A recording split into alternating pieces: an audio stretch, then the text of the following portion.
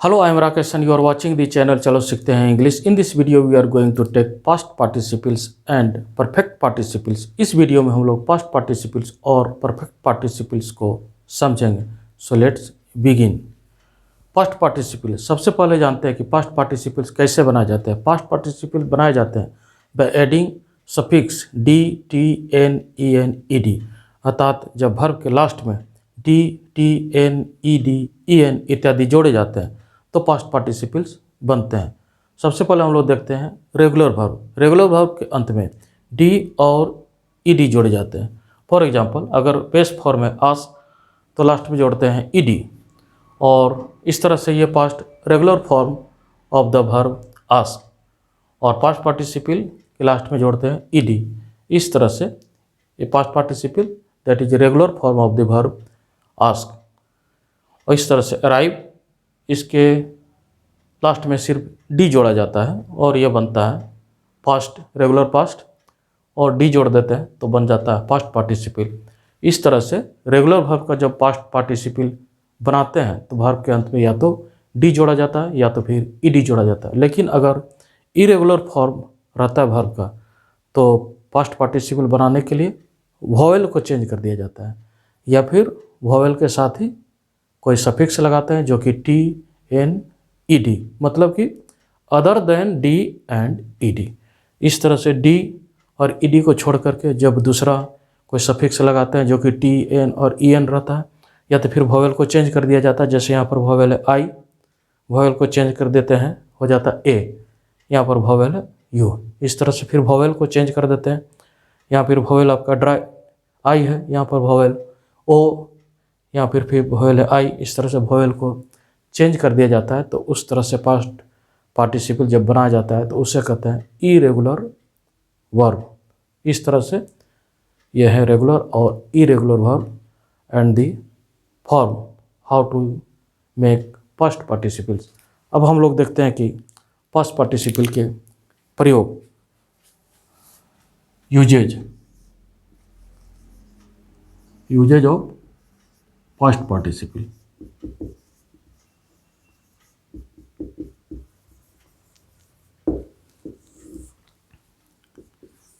पहला, past participles are used as an adjective. Past participle sentence में adjective का काम करते हैं, function as an adjective.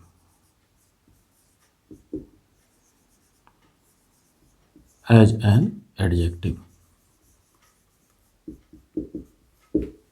Example 1, don't play,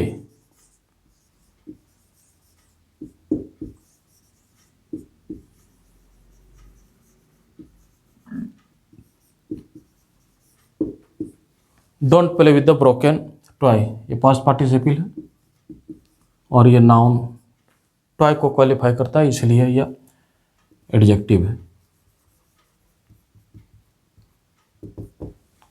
दूसरा एग्जाम्पल, गिव मी ए रोस्टेड कॉर्न।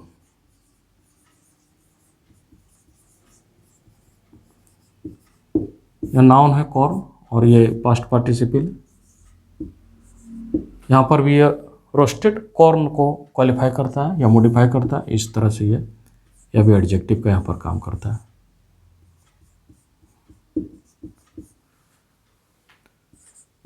दूसरा, यह makes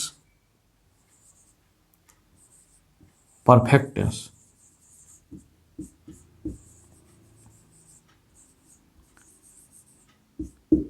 with the helping verb.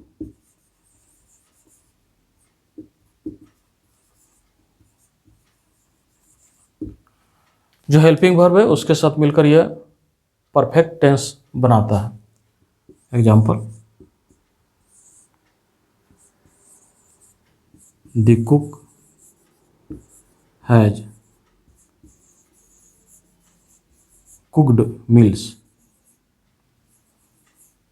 The cook has cooked meal, यहाँ पर पास्ट पार्टिसिपल और ये हेल्पिंग वर्ब है। इस तरह से यह प्रेजेंट परफेक्ट टेंस है। Present perfect tense. Example 2, he has finished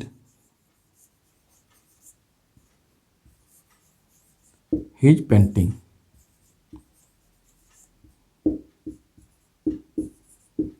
इस तरह से पास्ट पार्टिसिपल है और ये आपका हेल्पिंग वर्ब है। यहाँ पर भी प्रेजेंट परफेक्ट टेंस बनाता है। इस तरह से तीसरा use all passive sentence.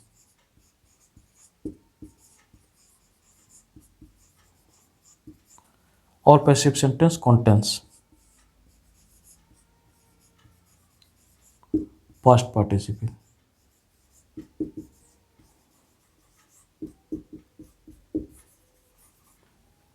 form of the main verb।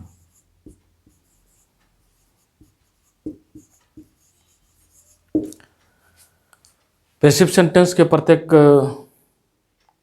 Sentence में, पैसिव वॉइस के प्रत्येक सेंटेंस में जो मेन वर्ब है वो हमेशा पास्ट पार्टिसिपल फॉर्म में ही रहता है। Example, the vase has been broken, या the vase has been broken by the child.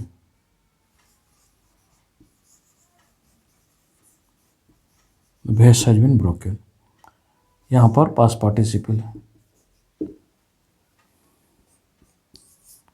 Football is being, football is being played by the children.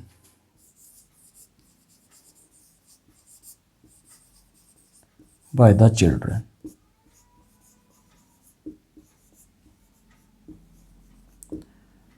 यहाँ पर यह पास्ट पार्टिसिपल है।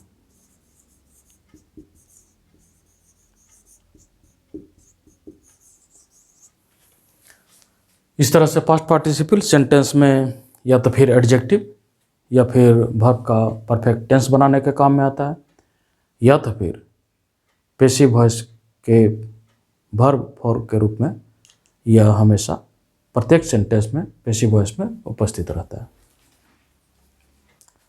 अब हम पार्टिसिपल्स के तीसरे प्रकार परफेक्ट पार्टिसिपल्स को समझेंगे। परफेक्ट पार्टिसिपल्स यह इंडिकेट करता है कि एक एक्शन के शुरू होने से पहले एक एक्शन अभी अभी समाप्त हुआ है। इसका स्ट्रक्चर है having plus V3, perfect participles.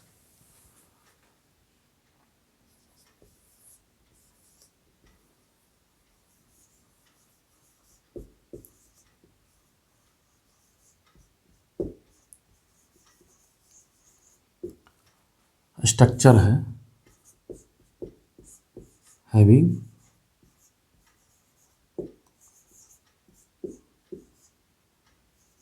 Plus V3। Usage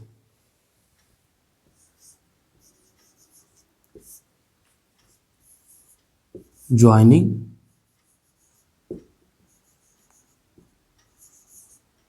to consecutive actions,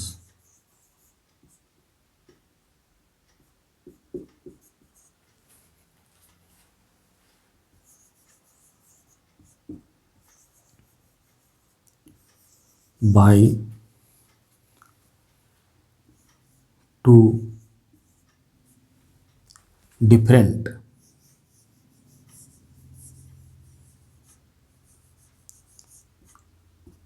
or same subject।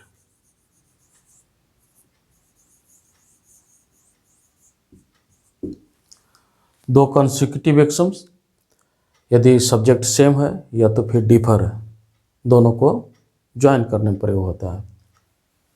Example देखते हैं,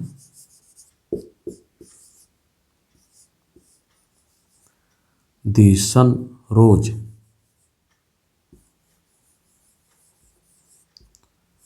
the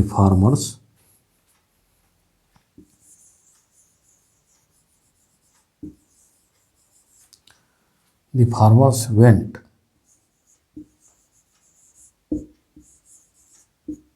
to their field.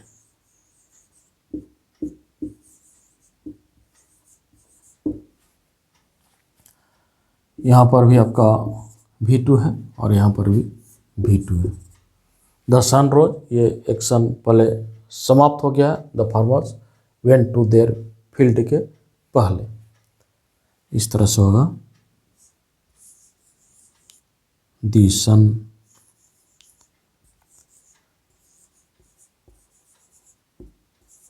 The sun having Ryzen,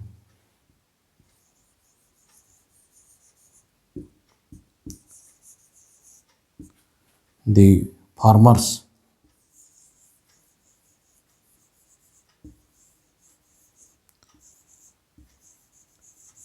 went to their field।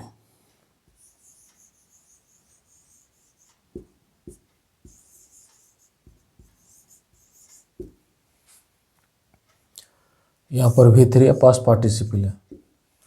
दूसरा एग्जाम्पल देखते हैं। दूसरा example,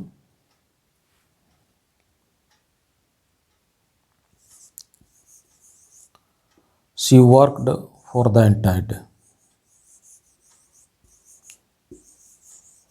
she worked for the entire day.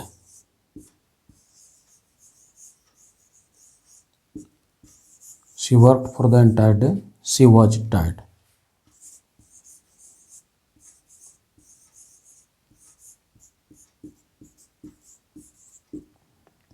यहाँ पर V2 है, ये एडजेक्टिव है। यहाँ पर टायर्ड एडजेक्टिव है क्योंकि यह प्रोनाउन सी को क्वालिफाई करता है। सी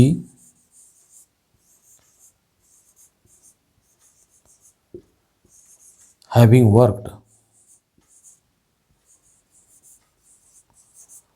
for the, she having worked for the entire day, she was tired।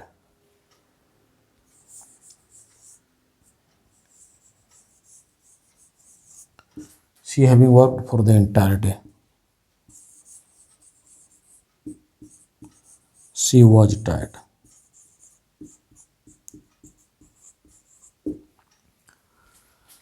यहाँ पर सन सब्जेक्ट है और ये फार्मर, यह भी सब्जेक्ट है।